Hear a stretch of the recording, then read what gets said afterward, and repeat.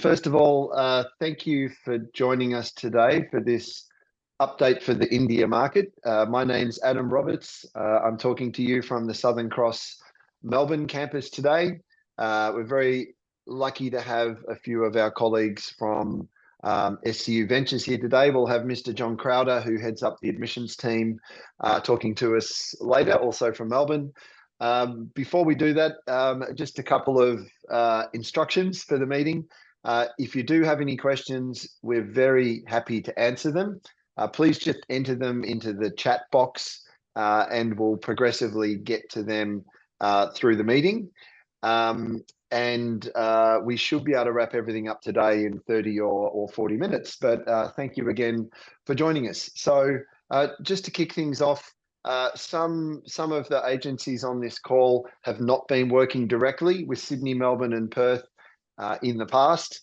We did roll out new agency agreements with Southern Cross Main Campus in the last couple of weeks, which means that all of you can now recruit into Sydney, Melbourne, Perth, Gold Coast, Lismore, Coffs Harbour, all of the Southern Cross campuses, which makes it quite a bit easier for you. If you are interested in recruiting into Sydney, Melbourne and Perth, we have a dedicated recruitment team that's headed up by Mr. Pankaj, who's based in India. And Pankaj, I'll just hand over to you to do an intro for the India team up there, if you could. All right, thank you, Sir Adam. So thanks everyone for joining this important webinar this morning, Indian Standard Time. I know our colleagues are a bit late on Australian time, but thank you for making it. So my name is Pankaj and I'm the Regional Director for SCU Metro Campuses. I'm based in the northern part of the country. I'm with Southern Cross from last 10 years now. So I have got two very dedicated team members in India. So one based in Hyderabad, her name is Sandra. So Sandra normally looks after entire South India and West India market for us. And I got the second staff who's based in Delhi. So his name is Ankit. So Ankit looks after entire North India and East India part for us. So after the webinar, if you guys need to get more information regarding the metro campuses, so these guys will be able to help you out. And you can also feel free to get in touch with me as well in case you need any assistance reaching out to these guys. And we all look forward to work closely with all of you here in India. So with this, I'll hand it over to Mr. Adam. All right, good one. Thank you, Pankaj. And please do feel free to get in touch with Pankaj, Ankit and Sandra. They're all very, very hard workers and they're there just to help you recruit more students and get them admitted into Southern Cross. So please take advantage of them there. Also, myself, I will be traveling and hopefully John Crowder traveling up to Delhi on the 27th of August next month. We'll be running a seminar there. So if you are in Delhi at the end of August, and you don't have an invitation yet, please let Pankaj or the team know and you can come along and meet us there in Delhi. So today we're going to go through a couple of things. I'm going to give a bit of an update on what's happening with the international student market in Australia, especially relevant to India. We're going to show you some visa statistics for what's happening for students from India. We're going to talk about some new courses. We're going to talk about some new scholarships for Indian students. And then John Crowder is going to run through the admissions requirements and the admissions process for Southern Cross, Sydney, Melbourne and Perth. So just to start off, a lot of you would be hearing lots of updates about what's happening in Australia. And as you're aware, over the last several months, the Australian government has been making many changes to international student visas in a bid to reduce the amount of migration coming into Australia. So just in the last month, the two most recent changes that have happened, they increased the student visa fee to $1,600 for all students. That means that it more than doubled the visa fee. That was announced by surprise by the government. People knew it was happening, but they didn't give any warning to the industry about when it was going to happen. From the 1st of July, a whole new range of restrictions also started applying to onshore students, which limit the number of people that can apply for a visa onshore in Australia. So what the government is trying to do at this stage is to disincentivize students from applying and also staying in Australia.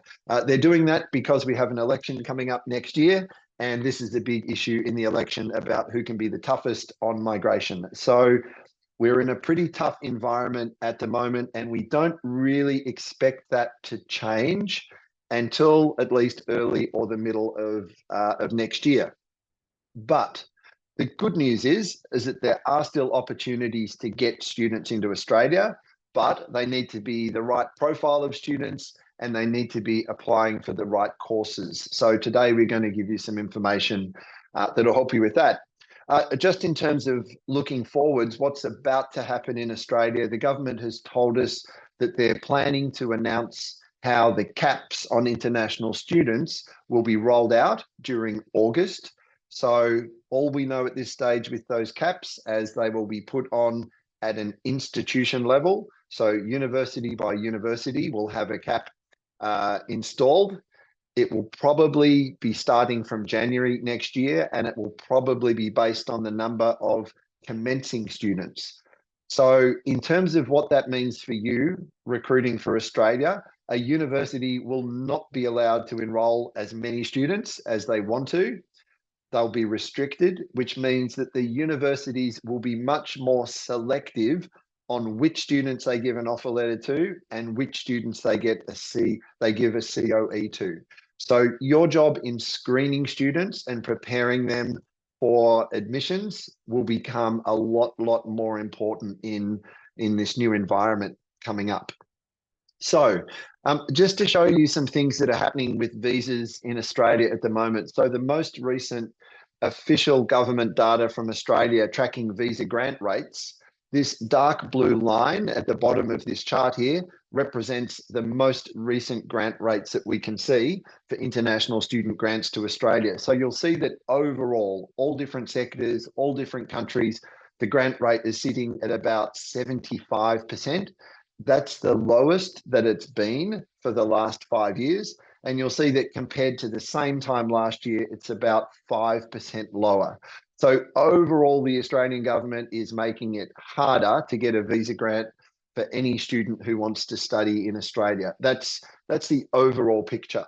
Now, if you have a look at that based on the country that the student's applying from, you'll see some fairly big differences here. So the dotted blue line through the middle of the chart, this is the visa grant rate for students from India that are applying for a higher education course. So you'll notice at the moment, the grant rate is sitting at around about 55% for India.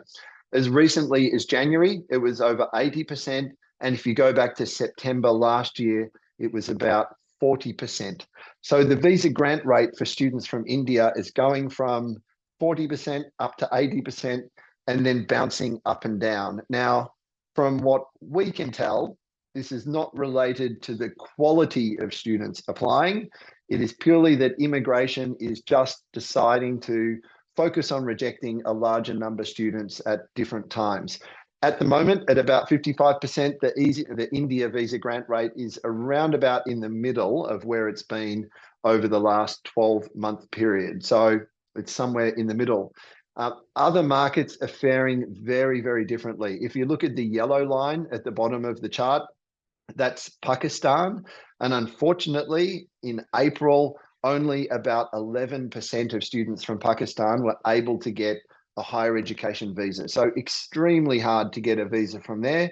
Some other markets are trending in the other direction. So for example, Nepal went from having a grant rate close to 50%, it's now up to 80%. So all of this makes it very hard to tell which students are going to get a visa or not. But we have been able to pick up some patterns, and today we'll give you some training on what kind of students are going to have the best chance of getting a visa to come to Australia. So looking at grant rates is one thing, but looking at the number of students that are applying from different markets is another thing. So this chart here shows how many students are applying for higher education visas from different markets.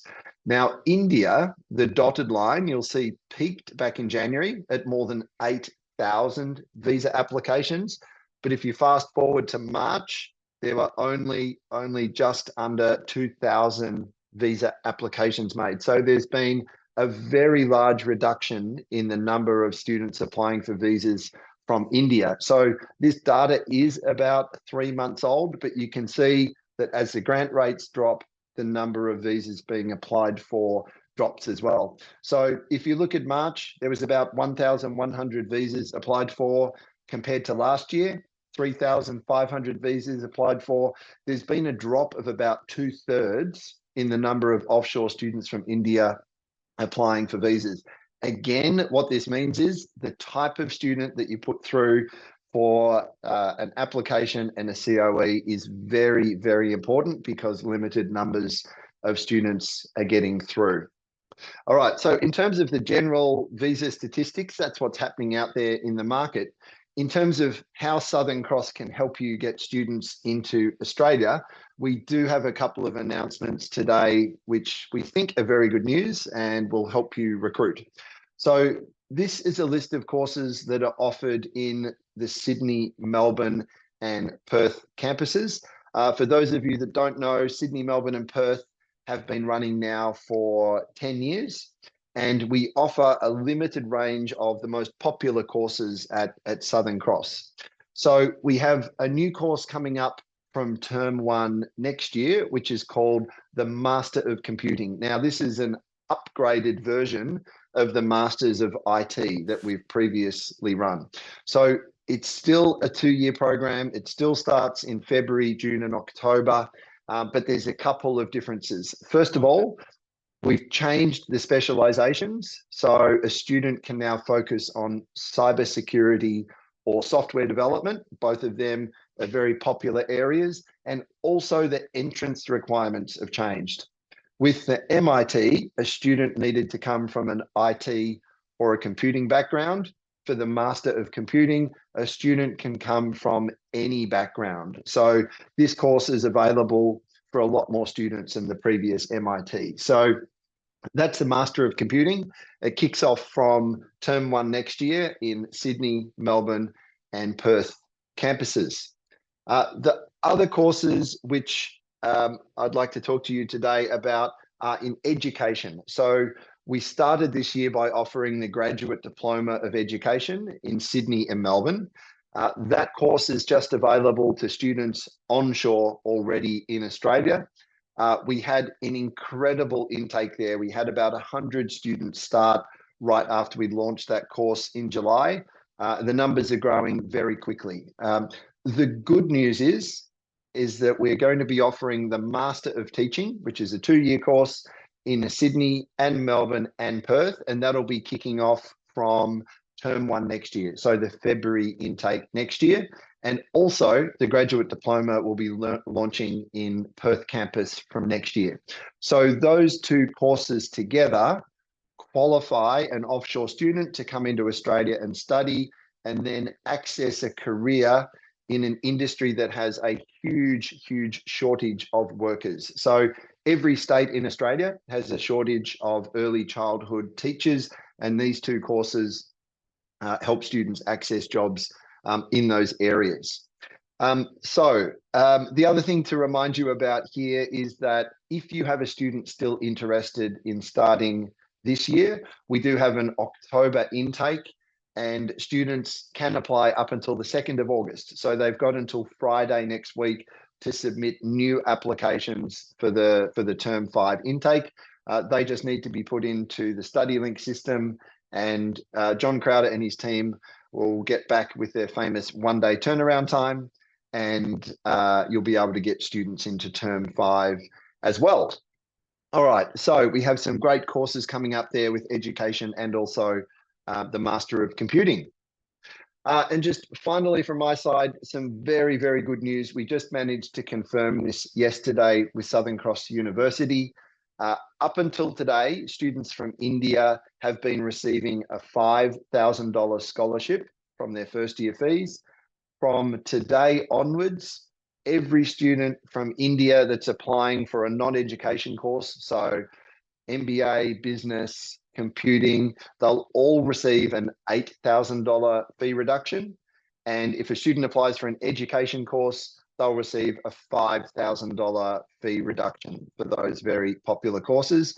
Students can also access an ongoing scholarship from year 2. It depends on their GPA. They can earn up to $8,000 scholarships from year 2 as well. So if you have a look at our tuition fees and those scholarships, it means that Southern Cross University is around about the most affordable public university in Australia, which is very good news. So those scholarships, $8,000 for non-education courses, just launching today. They're automatically applied. You don't need to fill in a form, no extra paperwork. They'll be assessed. You'll get an offer back from admissions within 1 business day, and that scholarship will show up on your offer letter from there. All right. So at this point, I can see quite a few of you are putting questions in the chat already, which is good. But I will hand over at this point to John Crowder, who heads up our admissions. I'll let you take it from here, John. Thank you, Adam, and good morning to all of you there in India. It's a pleasure to see you all. Many of you I've seen before, some I haven't. Great to be with you this afternoon. I'll be going through, so a lot of the questions that are coming through already are about admissions processes and entry requirements, and I'll be going through that in some detail in just a moment. Just for your information, we do have an admissions portal. The link to that can be found down the bottom here. We'll put that in the chat box for you shortly as well. And I will be going through this document today. This is where you can find all of the information you need about our entry requirements and the genuine student requirement and supporting documentation.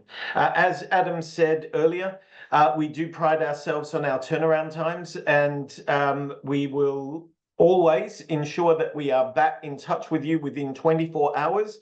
If you submit a complete application, we will issue that offer within 24 hours as well. Sorry, Adam, could you just go to the next slide, please?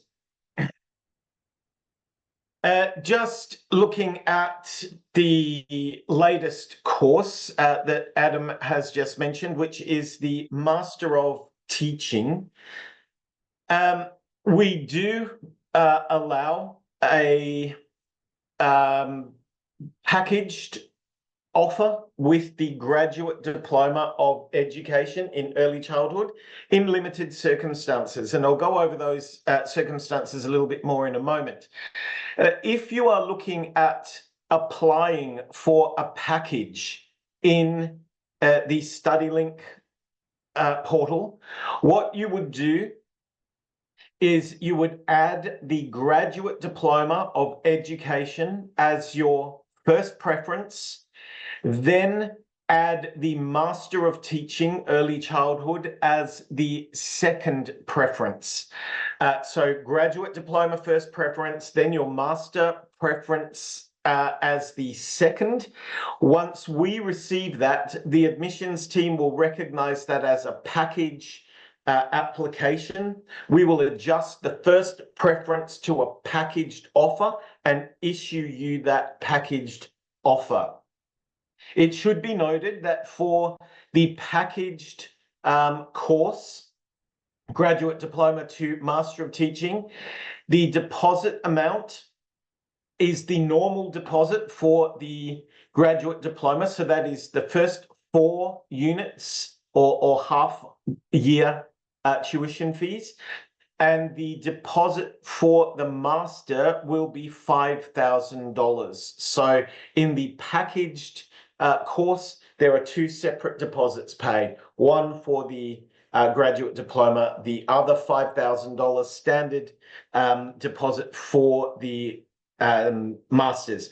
Obviously, if the student receives a visa refusal, those deposit amounts will be refunded to them. It should be noted, though, that For the packaged offer, so for students going into the graduate diploma, then the master's, we will only accept package applications from students in a cognate field. This means that for the package only, students would have been required to have studied a bachelor degree or higher in teaching or education of some sort. If they're just applying directly for the master's, they do not need to have that cognate background. They can apply for the master's without a background in teaching or education. They just need to have completed a bachelor degree or equivalent.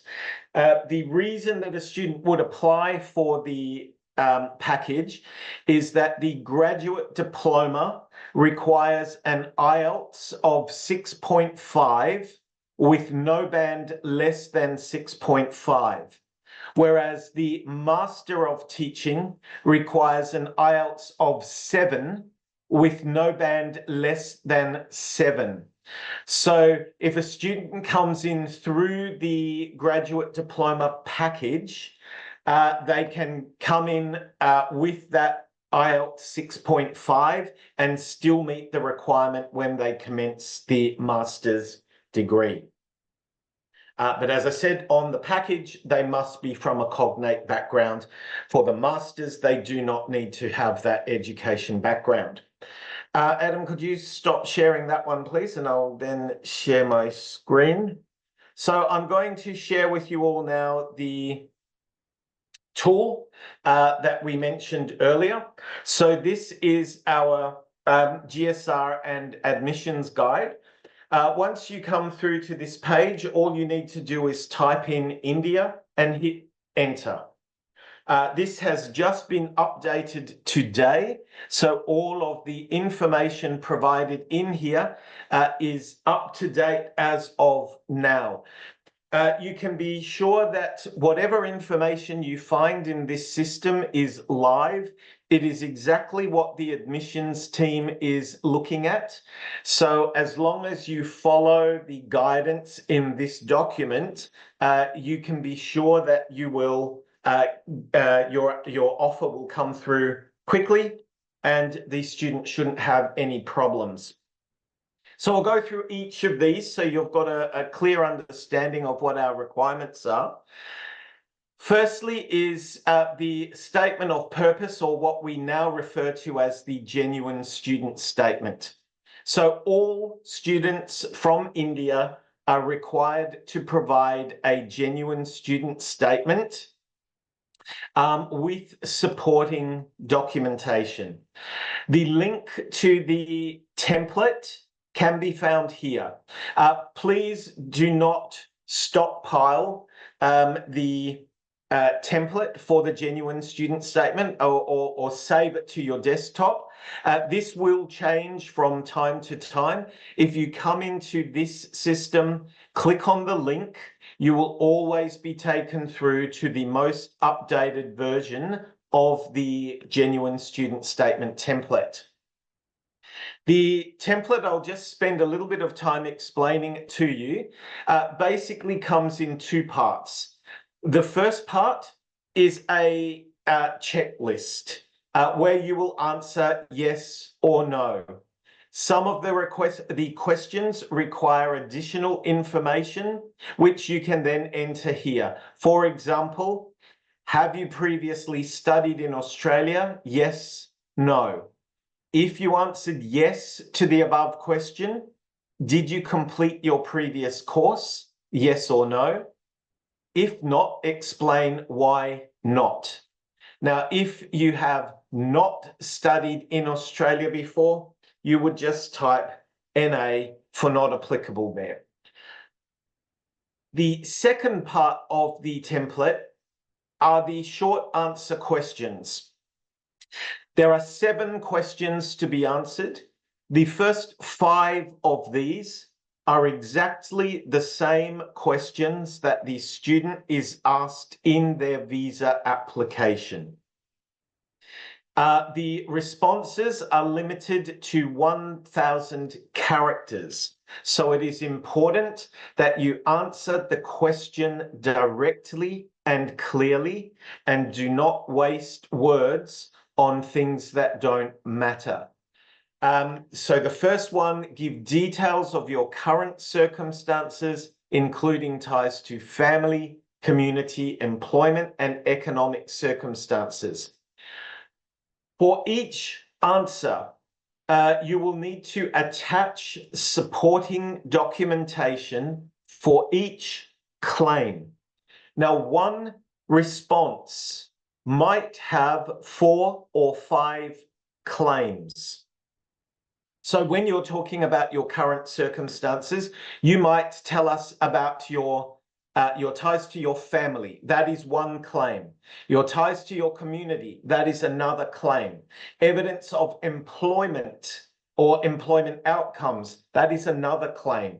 Economic circumstances. That is another claim. So there we have listed 4 claims.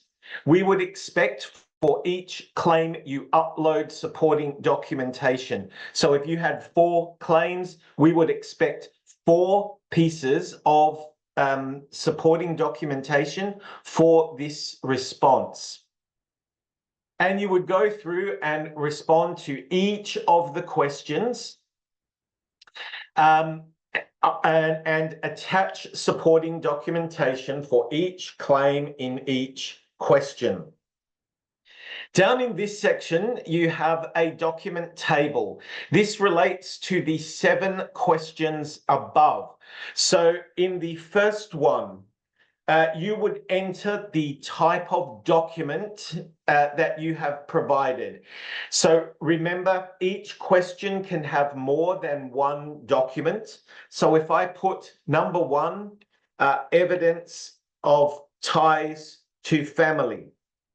Number 2, evidence of ties to community, etc., etc. So you might have 2 pieces of evidence here. You might have 10 pieces of evidence here. We would like you to list them down like this. So when the admissions team sees the documents, they know which response it is relating to, and that helps them respond a lot more quickly and ensures that they understand clearly which response the documents are related to. So you should do that for each question. Down here, we have a financial matrix, which you will need to complete. If you have a scholarship, you would enter the amount of scholarship that's been received, the amount of tuition fees required for the first year, and then you would continue down the bottom, talking about the source of funds, the name of the sponsor, the relationship to the applicant, and that would be, you can put that in here. The fund type, is it an education loan, fixed term deposit, or personal savings? And you would fill that section in here. Under sponsor income, you would tell us how much the sponsor has for each of these. So if the sponsorship is coming from their salary, you would indicate the amount of salary here. If it was from business income, you would indicate the amount here, and so on. We allow a maximum of 2 sponsors. However, parents will be considered as 1. So if mother and father are sponsoring separately, we will consider them as 1 sponsor, and they can therefore have 1 more sponsor. Once you have completed the genuine student statement, you would scan all of the supporting documents and attach it together with the genuine student statement and upload it into the system as 1 document. Please do not upload them separately.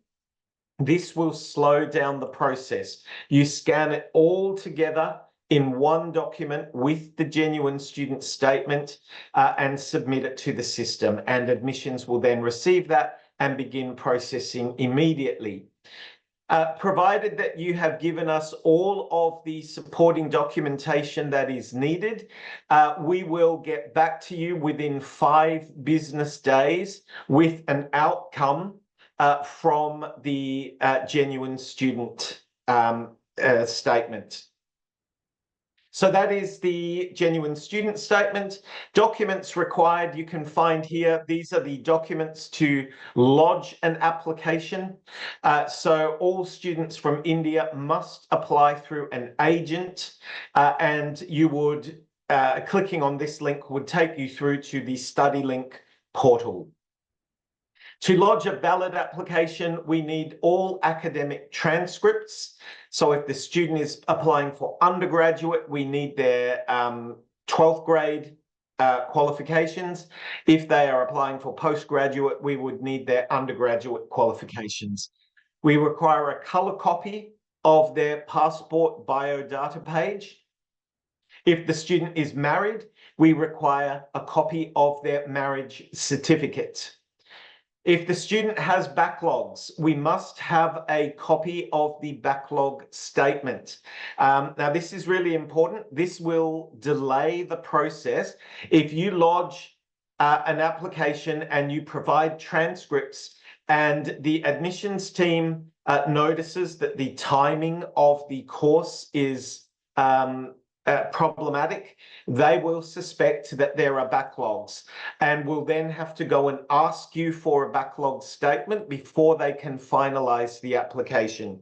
So if there are backlogs, please be upfront with those and submit the backlog statement with the application so we can finalize it urgently for you. At the GSR stage, we require the genuine student statement, as we've mentioned. If the student has been working, we require work reference or employment letters. All employment is verified, so we will contact the employer to verify employment. The same applies to financial documentation.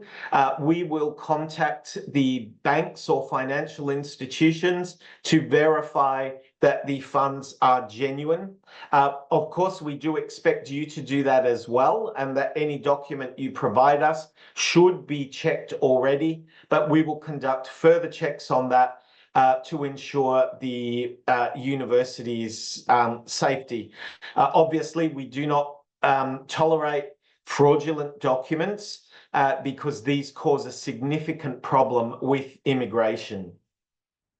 Now, some people were asking about the academic requirements for courses, so I'll go through here. You can see under the academic requirements tab, this will list things out very, very clearly for you. We do not allow diploma pathways. We do not allow graduate diploma pathways except for the Graduate Diploma of Education under the conditions that I previously mentioned. They must have a cognate background, and the applicant must meet the IELTS requirement of 7.0, but they can have up to 2 bands at 6.5 for them to go through that pathway. I won't go through this in significant detail because there's a lot of information here and you can check that yourselves. But generally speaking, for an undergraduate student, entry is based on an Australian ATAR of 70. We categorize Indian qualifications into 4 groups. Group A qualifications are the CBSE, the CISCE, and the West Bengal Council of Higher Secondary Education. If a student graduates with a Group A qualification, they require an overall score of 67 in their CBSE or CISCE or West Bengal Council for entry. The exception here is Punjab and Haryana, including Chandigarh. Students from these areas must achieve 80% or higher in these examinations. So everywhere else, 67%. Punjab and Haryana, it is 80%. For the rest of the qualifications, it is standard. Group B qualifications are outlined here. These students require 69%. Group C qualifications require 76%, and Group D qualifications require 80%. Please note that we do not accept Punjab or Haryana State Board. So that is very clear there. Most students coming to us will come with the CBSE or CISCE. We do get some state boards, particularly in the south, and you will know from the qualification type what percentage they require. The calculation methodology is outlined here. For CBSE, we take the average of 4 best academic subjects. This excludes subjects like mother tongue. We only take academic subjects. For the CISCE, an average of their English score plus their 3 best academic subjects. And for state boards, we take the average of the best 5 academic subjects. We do not consider these subjects in the calculation. For postgraduate entry, I'll go through this step by step. Firstly, the backlogs. We allow a maximum of 10 backlogs. So this is standardized across India, maximum 10 backlogs, regardless of where the student is from. If the student is from Punjab or Haryana, we will only accept Section 1 and 2 universities. So we will not accept Section 3 universities from these 2 areas. Applicants from high-risk areas, that is Punjab, Haryana, Gujarat, Uttar Pradesh, Rajasthan, and Uttarakhand, must achieve 70% average calculated over the duration of the degree.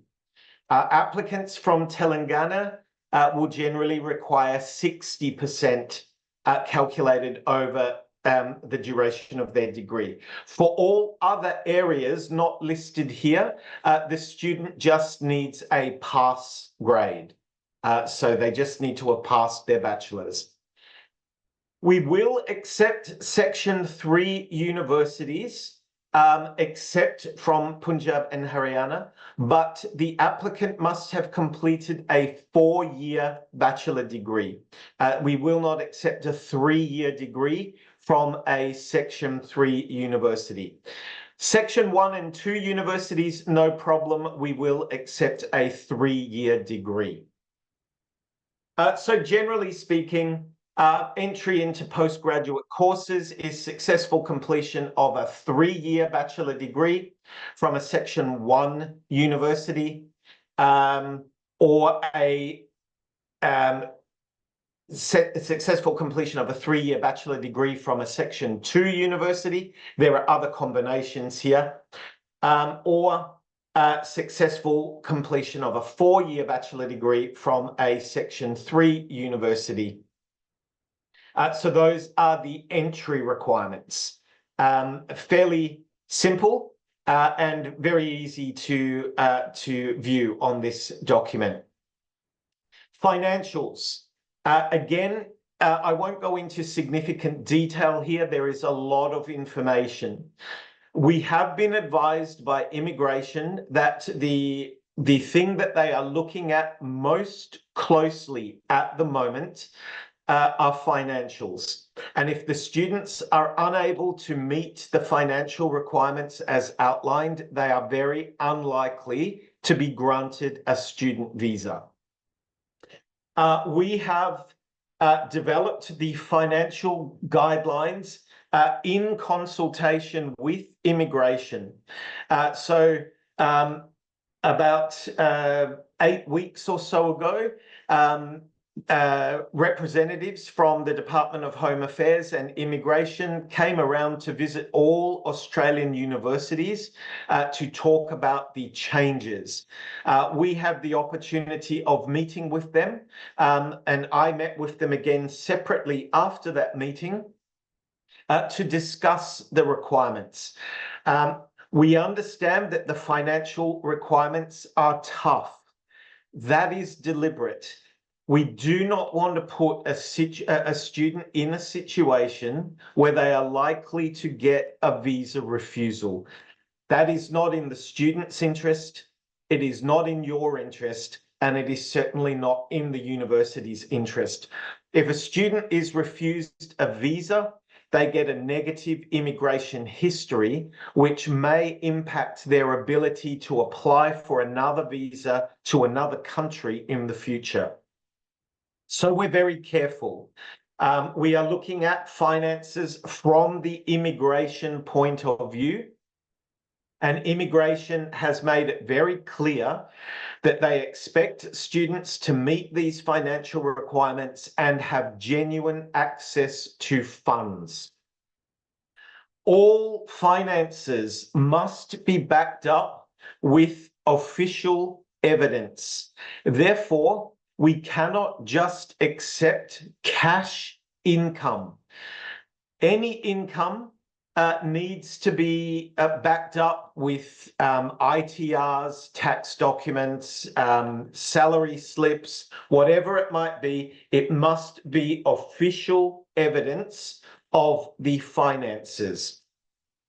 So very quickly, and generally speaking, we do not accept finances from agricultural sources unless it is included in ITR documents. Now, we understand that in India, most agricultural income is exempt from tax. However, that does not mean that the taxpayer doesn't need to include that in their tax return. We would recommend including it there.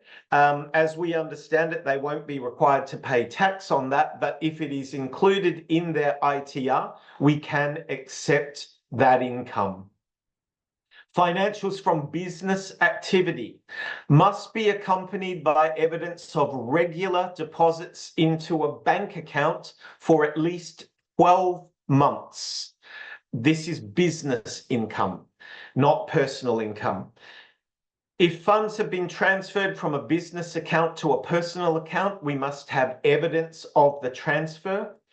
Financials from rental income must be supported with an official copy of the rental agreement, which clearly outlines the rental amount and showing monthly rental payments for at least 12 calendar months.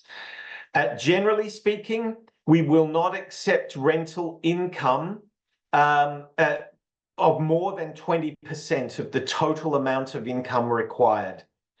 We don't accept rental income from vehicles, only properties. Cash deposits must include evidence of the source of funds. So if the student's parents have sold some land and have received cash for that land, we would need evidence of the sale of the land, the ownership of the land, and evidence that that cash has been deposited into a bank account. We do not accept finances which are 100% proceeds from the sale of property. We will accept up to 80%. So in other words, the applicant must show that they have some savings for at least 6 months. So a maximum of 80% of funds coming from the sale of property. As I've said, all income sources must be backed up with official evidence. and applicants must be able to provide that they have genuine access to these funds. You'll be aware that when you lodge a visa application, this is one of the questions that the student is asked: who is providing the funds and how do they have access to those funds if the funds are not their own? You'll all be aware of the government's updated living costs in Australia. So this is now $29,710 per year for a single student, plus $2,200 for travel costs. If the student is married, it is an additional $10,394 per year for their spouse. Again, I won't go through all of this information. You can look at that yourself. We allow, as I said earlier, 2 sponsors. It can be 3 if the parents are both sponsors. And we will generally only accept sponsorship from parents, spouse, grandparents, or parents-in-law. Generally speaking, we will not accept sponsorship from aunts and uncles, cousins, or siblings. There may be exceptional circumstances where we will allow this. An example would be where the student's parent had passed away and they are being sponsored by a close relative instead. We would look at such cases on a case-by-case basis. But generally speaking, these are the sponsors that we will accept. There is a minimum sponsor salary requirement of 25,000 Australian dollars per year, or 30,000 per year for a married applicant. Now, that does not have to be $25,000 per sponsor. It is per sponsorship. So if the student has 3 sponsors, as long as those 3 sponsors' salary adds up to 25,000 Australian dollars per year, they would meet that requirement. It does not need to be from one sponsor. Down the bottom, I'll just skip through to get through this quickly. We do have a checklist here. This will give you a really good indication of the type of documents that we need at the point of GSR assessment. So for the sponsors, we would need evidence that the financial sponsors meet the income requirement. We need an affidavit of financial support and evidence of the student's relationship to the sponsor. Finances, we will accept bank statements, personal pay slips, ITRs, tax assessments, which must be consistent with the stated income. So the documents you provide must all match together. Business registration papers, if it's from business income, a copy of the sponsor's PAN card, evidence of property sponsorship, etc. So there's a whole list here.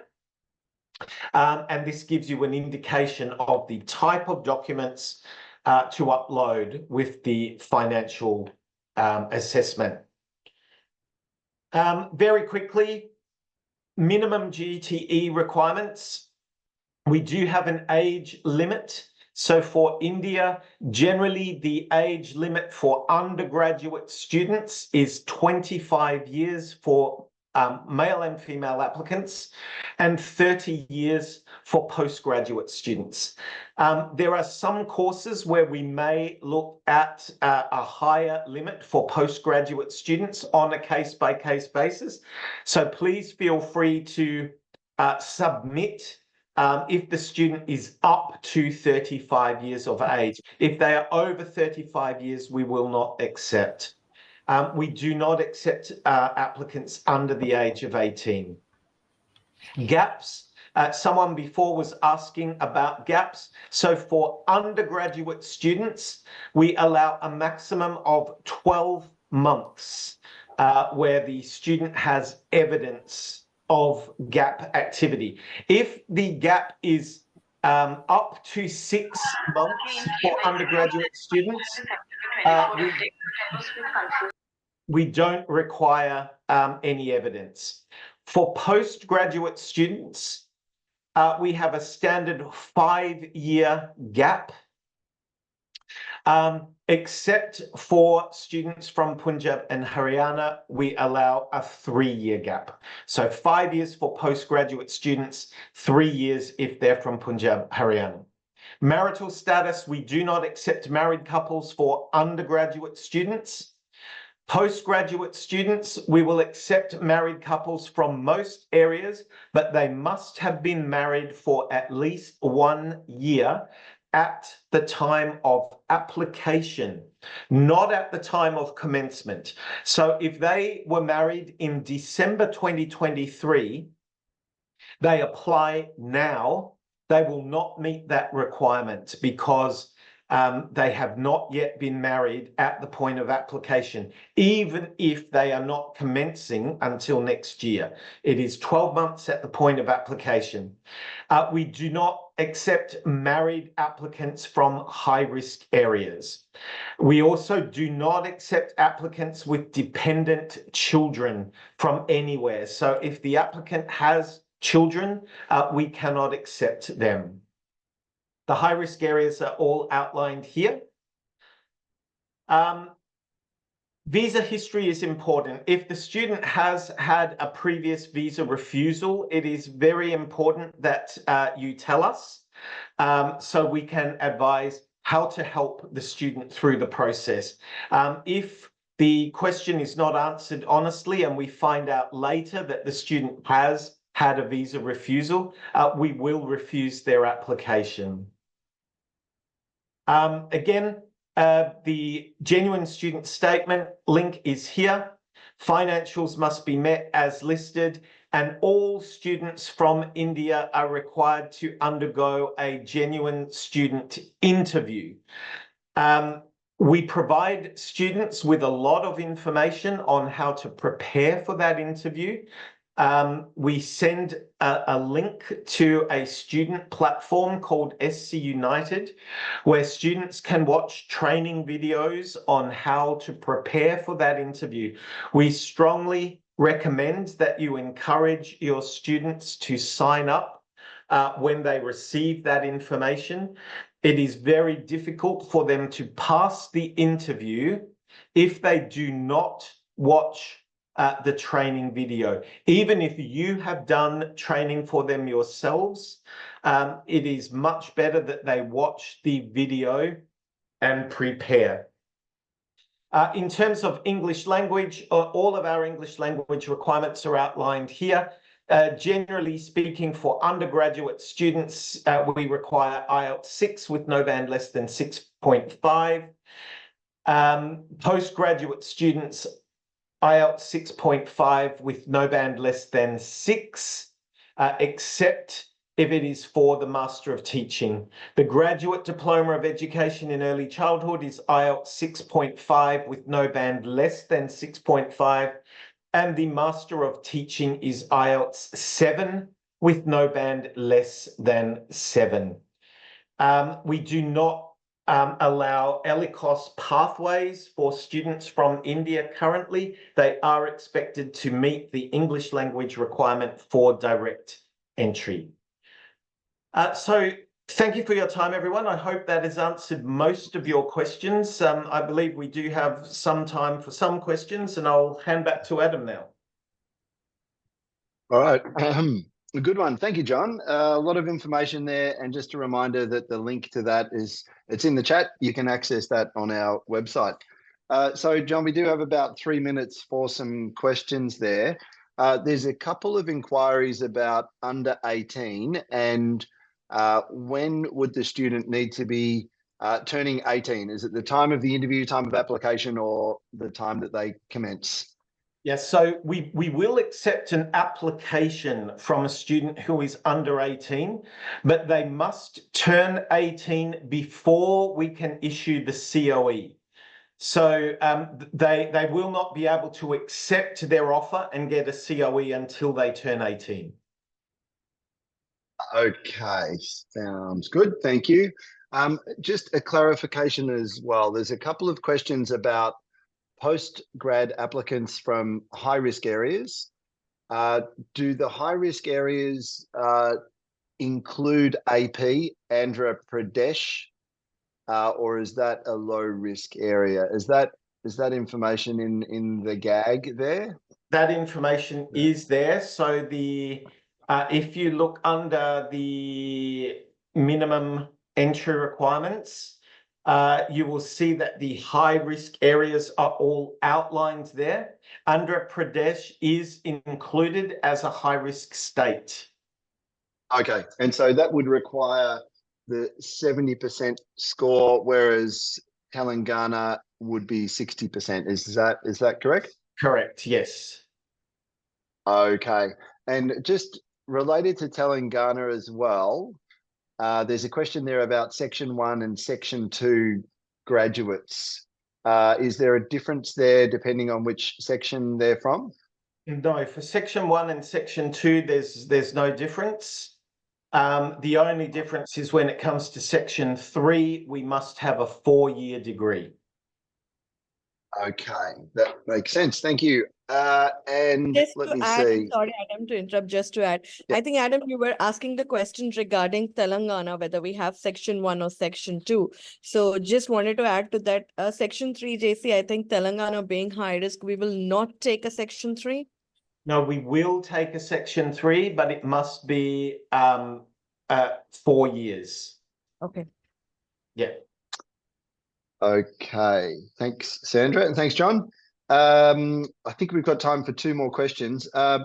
There's a question there about the Master of Computing. So this is the new version of the MIT starting from term 1 next year, and a question about the previous qualification a student would need. So the Master of Computing, they don't need a cognate degree. Does that mean any undergraduate degree could apply, including an arts degree or a general degree, or are there some restrictions there?